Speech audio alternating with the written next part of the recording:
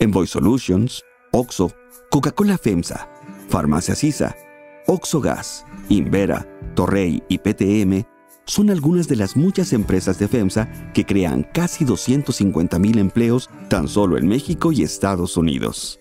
FEMSA presenta The Mexican Dream.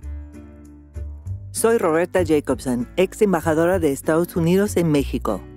El Tratado de Libre Comercio de América del Norte y ahora el Tratado entre México, Estados Unidos y Canadá es para mucho uno de los éxitos más importantes, si no es que el más importante, de la relación bilateral. Desde que se implementó a partir de la segunda negociación en 2017, ya hemos tenido la oportunidad de verlo en acción. Soy Germán Santillán. Una de las grandes promesas del tratado fue que los beneficios comerciales se compartirían entre ambos países. Soy Alexandra Helfgott. ¿Qué sigue para el TEMEC? ¿Cómo será el comercio en los próximos años? Y yo soy Ruth Valladares. ¿Cuáles han sido los beneficios comerciales para México y Estados Unidos? ¿Existen efectos negativos en la sociedad?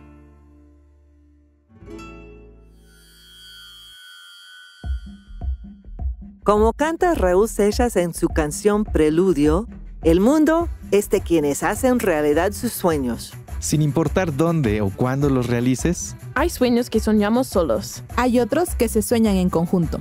Esos son los que se hacen realidad.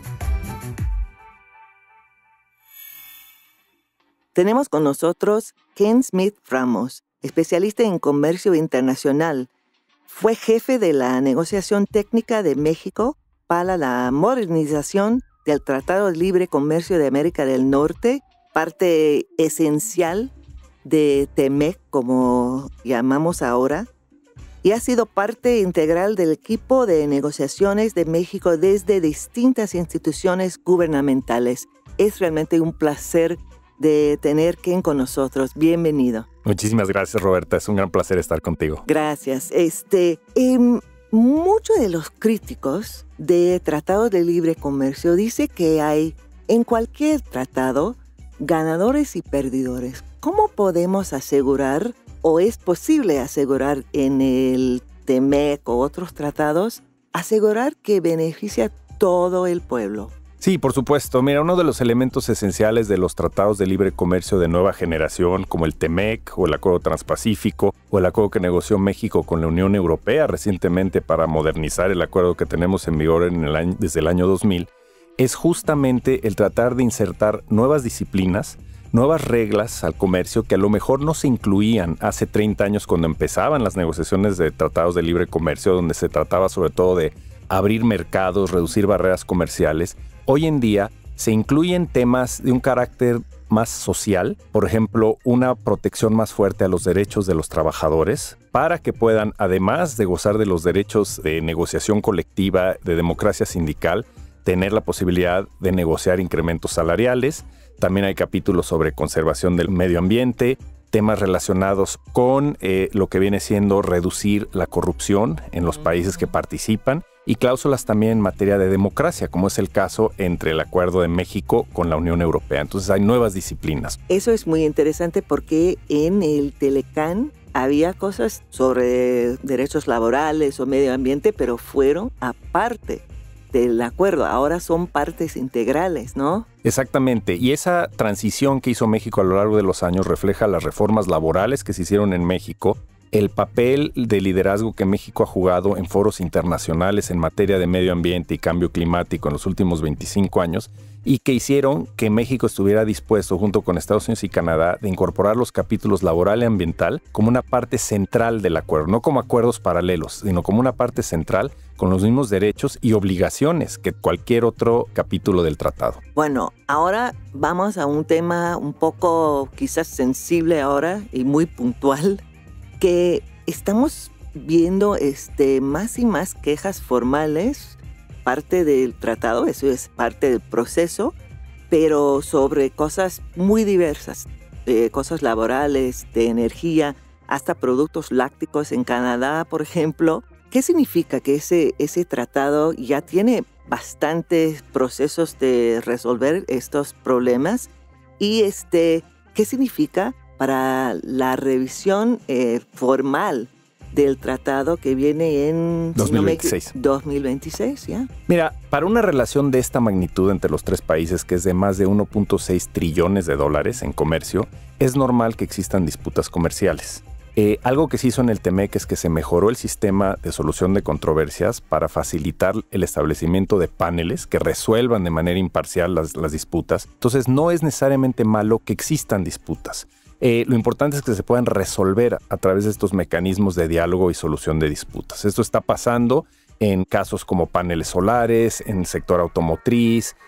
Hay una disputa que puede darse de manera importante en el sector energético de Estados Unidos y Canadá contra México. Entonces, la clave de todo esto es que se logre resolver las disputas, es decir, que este canal paralelo que se creó en el tratado para dirimir diferencias funcione y que no afecte el funcionamiento de la totalidad del tratado. Entonces, eso es muy importante cuando vemos hacia el futuro del tratado, hacia la revisión del 2026, que siga creciendo el comercio y la inversión, pero que al mismo tiempo, hoy en día, sea prioritario resolver las disputas en el sector automotriz, en energía y también en el sector agrícola, con un tema importante que hay en la importación de maíz proveniente de Estados Unidos a México. Ya. Y de esa manera, digamos, canalizar los problemas, las disputas y continuar con el comercio, ¿no? ¿Y cómo ve cosas como el problema que hemos visto obviamente durante la pandemia, las cadenas de suministro,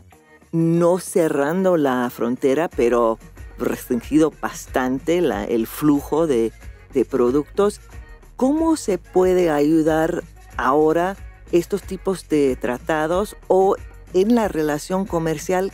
¿Qué tenemos que hacer para evitar que eso ocurre en el futuro? Yo creo que el elemento esencial es garantizar el flujo de bienes y servicios entre los tres países y de esa manera coordinar acciones para enfrentar futuras pandemias. Yo creo que podemos aprender mucho de las lecciones del 2020, donde hubo en realidad una descoordinación entre los tres países que afectaron las cadenas de valor. Y hoy en día algo positivo es que en la reciente cumbre de líderes de América del Norte se plasmaron compromisos muy específicos en materia de tratar de fortalecer las cadenas de valor de América del Norte y crear una plataforma regional de atracción de inversión en manufactura avanzada.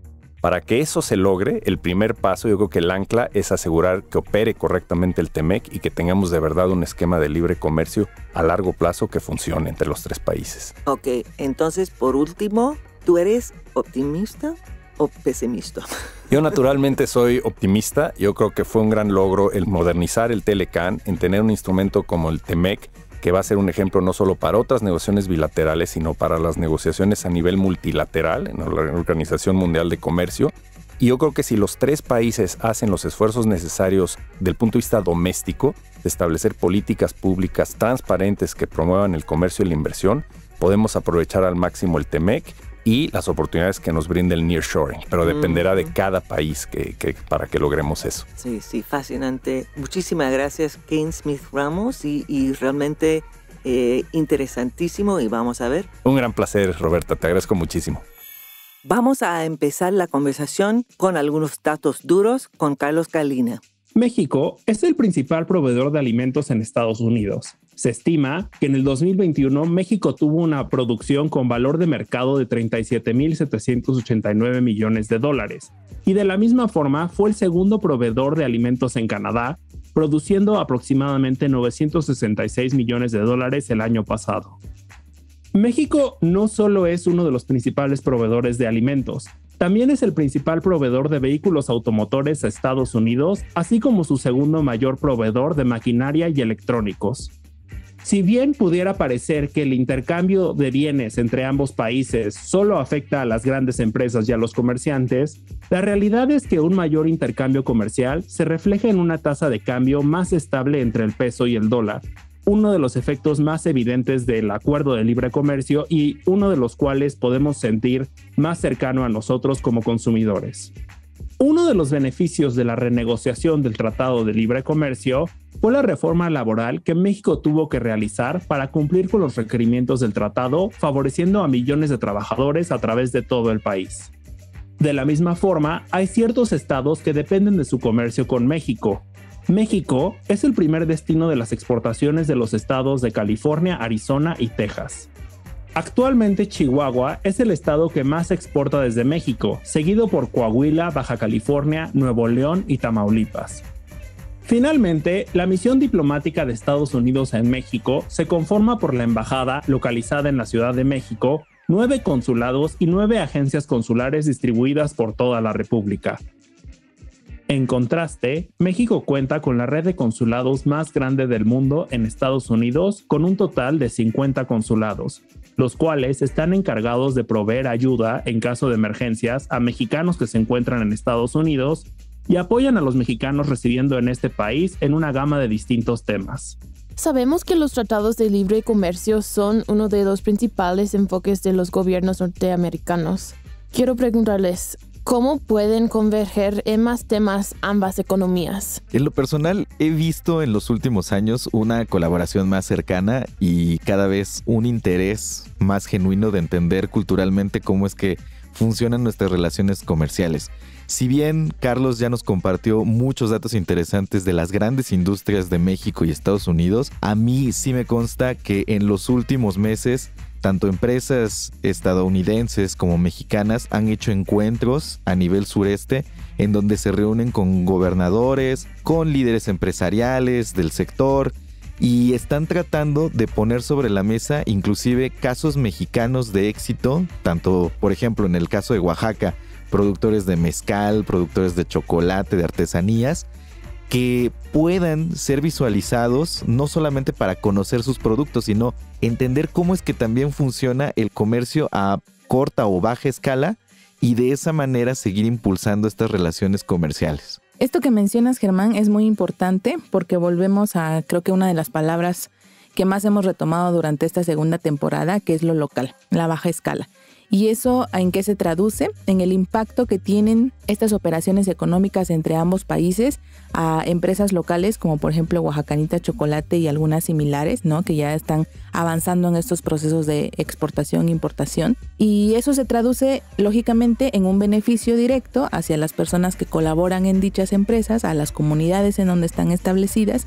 Y eso de alguna manera también está contribuyendo a esta parte de responsabilidad social con las comunidades que participan en los procesos productivos de 1001 productos que nosotros como México estamos enviando a Estados Unidos, ¿no? Entonces este tema también abre la conversación en cuanto a las personas que se ven beneficiadas en estas negociaciones y que muchas veces siempre centramos como la atención entre los dos países, ¿no? Entre qué gana México como país o qué pierde México como país. Y creo que estamos también perdiendo de vista o no se habla lo suficiente sobre este impacto que llega directamente a las personas involucradas. No, eso es una cosa muy interesante, Ruth, porque a mí me parece interesante que ya tenemos en el TEMEC, como hemos oído de Kenneth Smith Ramos, el experto en comercio internacional, que parte de ese tratado nuevo es que incluye como algo central cosas laborales, cosas de medio ambiente,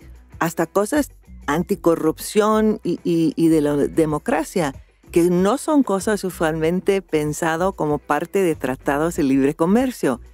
Pero ustedes, por ejemplo, han vivido durante la época, de Telecán y ahora TEMEC, y ¿cómo han visto esos tratados? ¿Están mejorando los tratados de aterrizar en las comunidades o todavía es algo de gobiernos que realmente no se afecta la vida cotidiana de los pueblos, ¿no? Yo creo que en este caso estamos viendo un avance sumamente importante en todo lo relacionado a comercio. Simplemente desde el importante enfoque que le dan a las pequeñas y medianas empresas, porque también tenemos que reconocer que, por ejemplo, en México el 98% de las entidades económicas son pymes.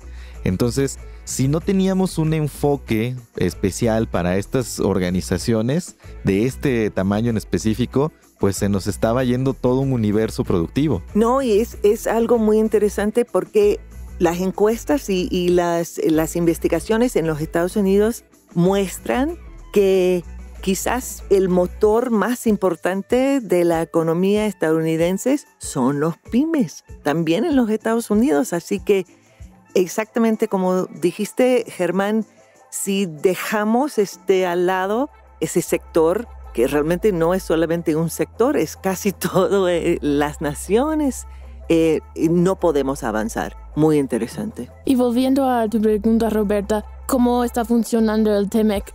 Creo que para el consumidor promedio en Estados Unidos no se ha dado cuenta, o sea, no sabe muy bien qué es el TMEC, claro, ni tampoco aquí quizás en México.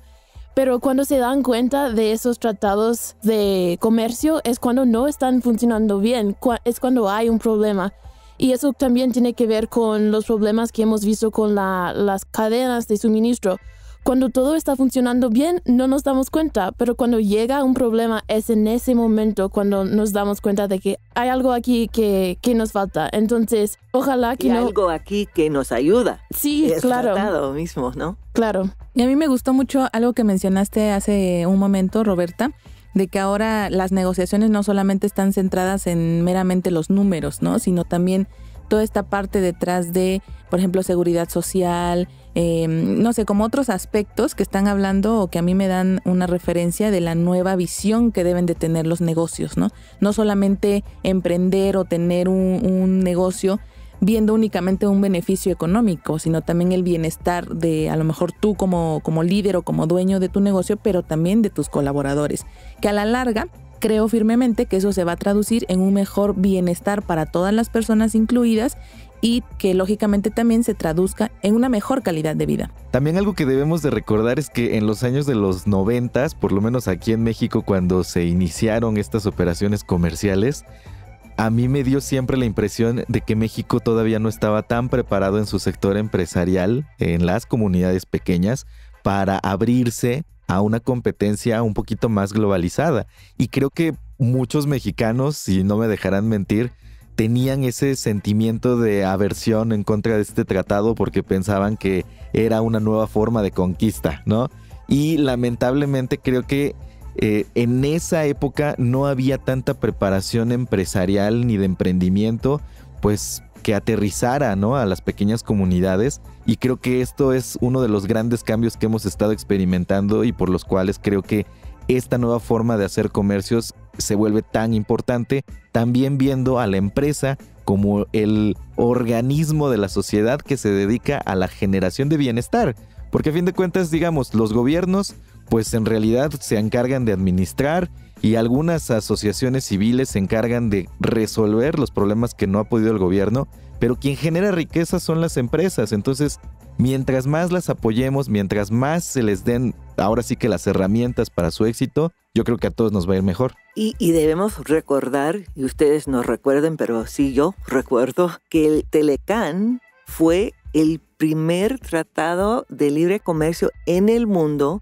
entre países, digamos, desarrollado y uno que fue en desarrollo. Así que eso, muchos de los expertos han dicho que eso no puede funcionar porque los países son demasiado diferentes de manera económica, etcétera, de la capacitación de la fuerza laboral, etcétera. Y con problemas, admito, ha funcionado y estamos mejorando el tratado y la relación, pero también debemos pensar en cuáles fueron efectos negativos del tratado, o el Tratado de Libre Comercio de los 90 o el USMCA, TMEC ahora.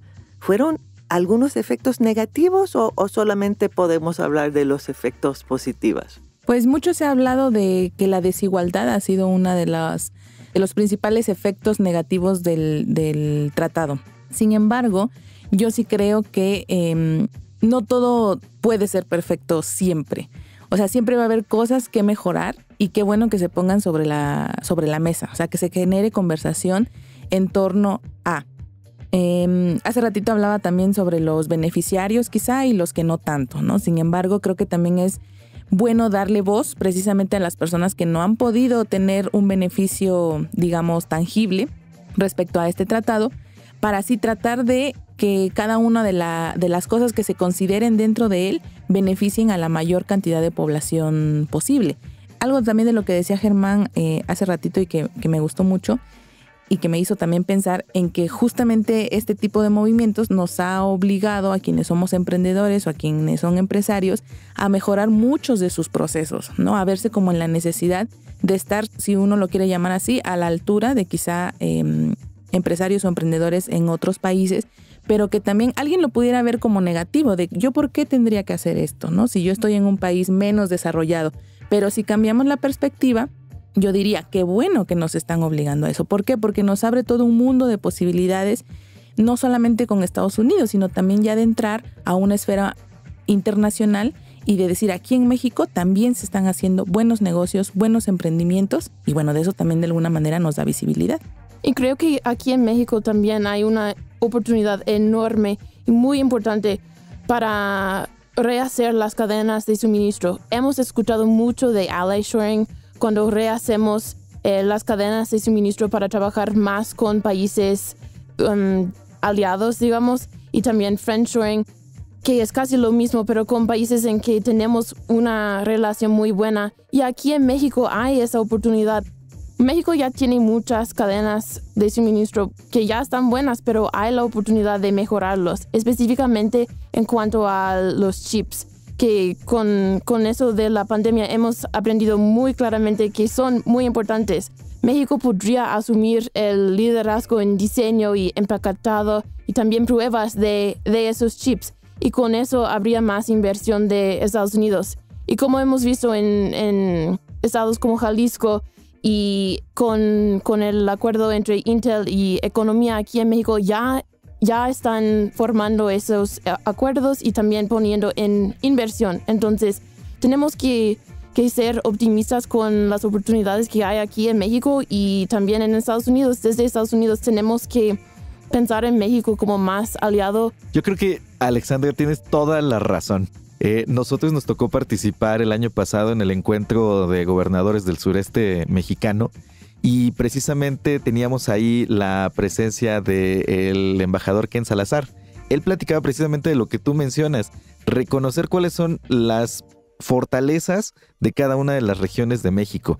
Y precisamente, por ejemplo, en el sur decían, oigan, en el sur tienen una gran posibilidad para la agricultura, para cuestiones de producción de alimentos, y yo creo que hay una gran oportunidad que poco a poco vamos a ir descubriendo, desarrollando entre los países para que podamos colaborar de mejor manera y que nadie se quede atrás, ¿no? Porque yo creo que ese fue el gran reto que pues nos dejó el primer tratado y que creo que ahora tenemos que fijarnos un poquito más de cómo vamos a hacer una agenda más inclusiva para toda la región. No, muy importante, Germán. Y yo creo que una de las cosas muy interesantes en la historia de los tratados de libre comercio en América del Norte es que antes, por ejemplo, después del Telecán en los Estados Unidos, fue muy controversial. Había muchos trabajadores en los Estados Unidos que pensaban, y fue correcto de alguna manera, que sus fábricas y sus empleos se va a trasladar a México, etcétera, y tenía mucho miedo. La verdad es que ahora es muy interesante en los Estados Unidos porque ellos tienen mucho más miedo del bloque asiático, francamente, y están mucho más positiva sobre la posibilidad de que cooperando con México podemos atraer la inversión a este continente, pero también lo que es necesario es la capacitación. Exacto. Capacitación laboral en México y también en los Estados Unidos para enfrentar el futuro juntos, como dices, y podemos avanzar. Y yo creo que esa conversación es exactamente el enfoque que debemos tener, y yo creo que con todos ustedes, esta nueva generación, se puede asegurar que estos tratados van a servir a todos los ciudadanos de los 3 países. Muchísimas gracias. Gracias por escuchar The Mexican Dream, segunda temporada. Sigue, escucha y comparte nuestro podcast en Spotify o en tu plataforma de audio favorita. Te esperamos en el próximo episodio. Y recuerda que los sueños que se sueñan en conjunto se hacen realidad. Este es un podcast de la colección Pensando un País, producido por Hook Audio.